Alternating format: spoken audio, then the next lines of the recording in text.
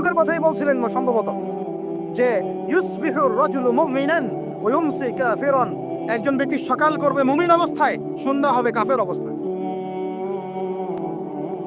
আস্তাগফিরুল্লাহ। ওয়া ইউমসি মুমিনান ওয়া ইউসবিহু কাফিরান, সন্ধ্যা করবে মুমিন অবস্থায়, সকাল হতে হতে কাফের হয়ে যাবে।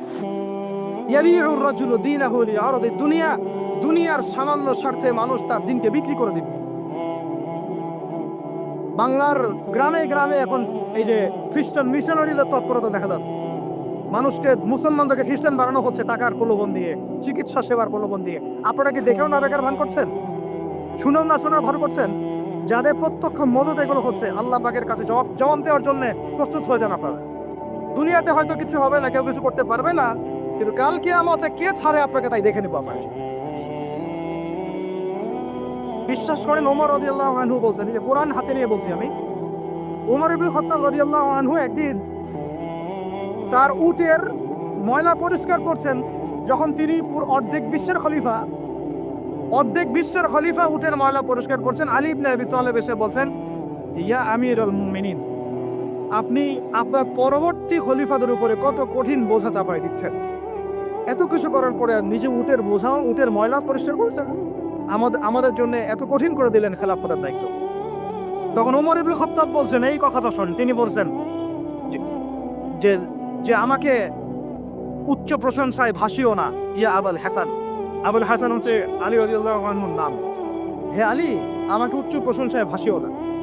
আমি ভয় করি ইরাক তো তখন মুসলমানদের আওতায় আছে, ইরাকের ফোরাত নদীর কিনারায় যদি কোনো ছাগলের বাচ্চাও না খেয়ে মারা যায়, আমি ওমর ভয় করি কাল কিয়ামতের মাঠে আল্লাহ আমাকে এর জন্য জবাবদিহি করাবেন।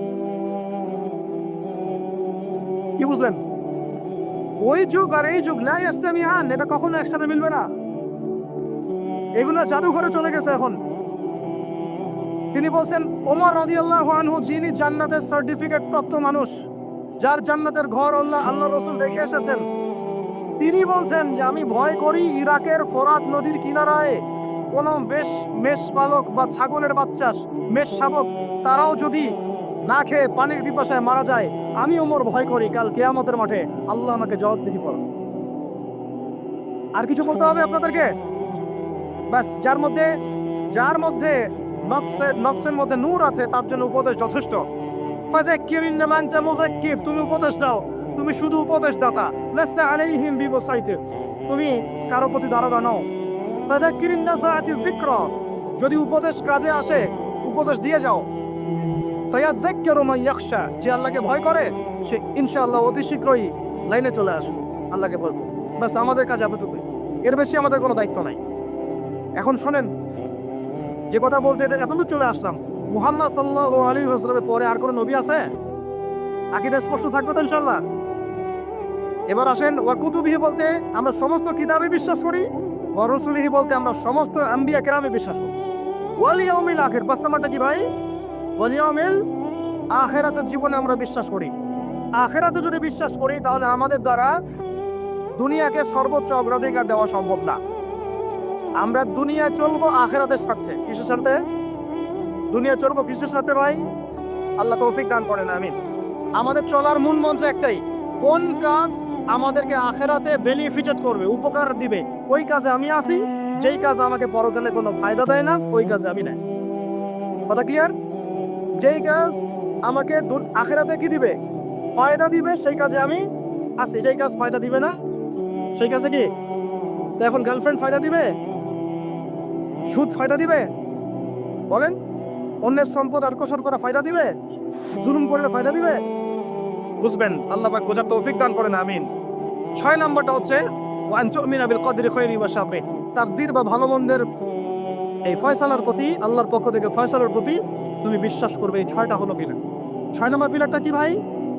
তাকদীর বা ভাগ্যে বিশ্বাস করি কিনা? এইখানে আপনাদের সাথে আমার কথা।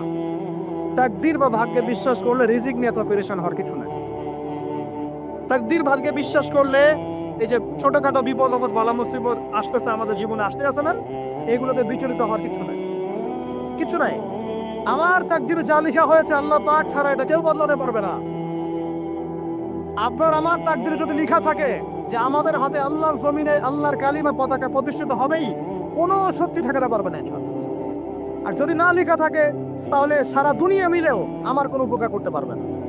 আমরা আল্লাহর প্রতি পূর্ণ তাওয়াক্কুল করি, পূর্ণ বিশ্বাস রাখি ইনশাআল্লাহ। আর এটাও বিশ্বাস করি ইনশাআল্লাহ তাআলা আল্লাহ পাক আমাদের হাতে আল্লাহ জমিনে দিন কায়েম করাবেন ইনশাআল্লাহ। কেউ আটকাতে পারবে না ইনশাআল্লাহ তাআলা, যদি আল্লাহ পাক আমাদের সাথে থাকে। এখন আল্লাহ কার সাথে থাকবেন? ওই যে শুরুতে বলেছি, ইন তানসুরুল্লাহ ইয়ানসুরকুম, যে আল্লাহর দিনকে সাহায্য করে আল্লাহ তার সাথে থাকবে ইনশাআল্লাহ। কথা ঠিক আছে ভাই? আচ্ছা, আর বেশ বাড়ালাম না, এবার আসেন। এক নম্বর বুঝলেন, ইমানদার হতে হলে এইরকম ইমানদার হতে হবে। কয় পিলার ভাই? কয় পিলার?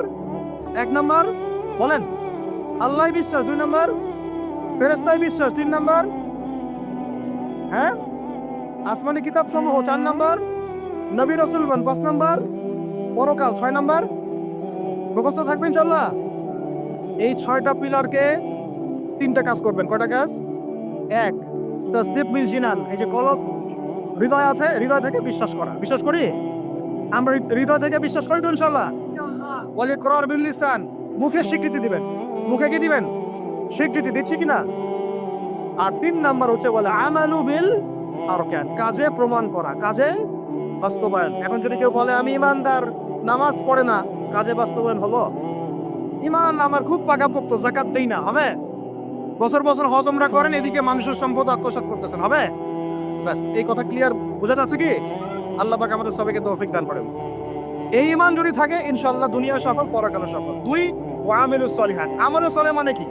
এক কথায় বোঝেন, এক কথায় বোঝেন।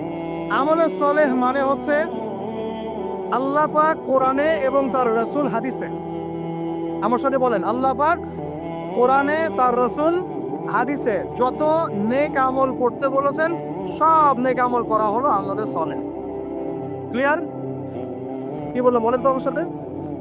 আল্লাহ পাক কোরআনুল কারীমে, তার রাসূল হাদিসের মধ্যে যত নেক কাজ করতে বলেছেন সেগুলো করার নাম আমলে সলেহ। যেমন নামাজ, যেমন সওম, যেমন সাদাকা, যেমন রমজানে সওম রাখা, হজ করা, উমরা করা, পিতা মাতার সাথে ভালো ব্যবহার, এমনকি মুসলিম ভাইয়ের সাথে হাসি মুখে কথা বলা, মুসাফা করা, হাসি মুখে কথা বলা, এগুলো থেকে শুরু করে যত উচ্চ পর্যায় পর্যন্ত আছে, একদম আপনার চেহারার দাড়ি থেকে নিয়ে জিহাদের ময়দান পর্যন্ত সবকিছু কি আমলে সলেহ। ক্লিয়ার কথা?